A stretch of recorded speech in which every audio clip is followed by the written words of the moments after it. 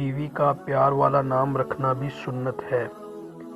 نبی کریم صلی اللہ علیہ وآلہ وسلم اپنے اہل خانہ کے ساتھ بہت ہی محبت کے ساتھ پیش آتے تھے۔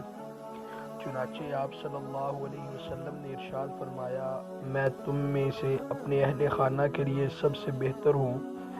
ایک مرتبہ آپ صلی اللہ علیہ وسلم اپنے گھر تشریف لائے۔ اس وقت سیدہ عائشہ صدیقہ رضی اللہ تعالی عنہا پیالے میں پانی پی رہی تھیں۔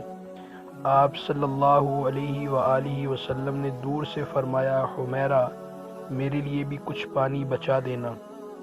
آپ کا نام تو عائشہ تھا، لیکن نبی کریم صلی اللہ علیہ وآلہ وسلم ان کو محبت کی وجہ سے حمیرہ فرماتے تھے۔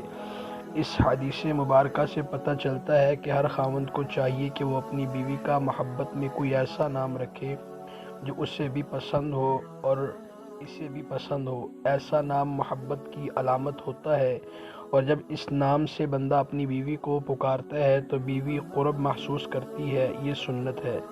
دوستو، امید کرتے ہیں آپ کو یہ ویڈیو اچھی لگی ہوگی۔ اگر ویڈیو اچھی لگی ہے تو ہمارے چینل کو ضرور سبسکرائب کریں، ویڈیو کو لائک اور شیئر کریں۔ یہ ہم سب کے لیے بہترین صدقہ جاریہ ہے۔ السلام علیکم۔